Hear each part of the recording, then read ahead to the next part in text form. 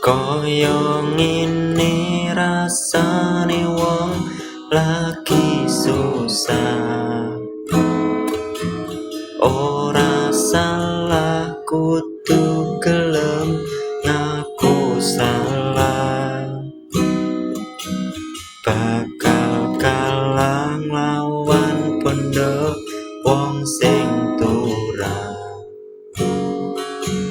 Dadi wong cilik mung sarwa salah. Pancen abot rasane dadi wong kere. Dipaido sak ngomongi sak geleme. Rono rene ono ne disepeleke.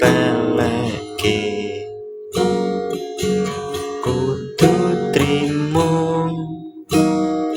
opo ana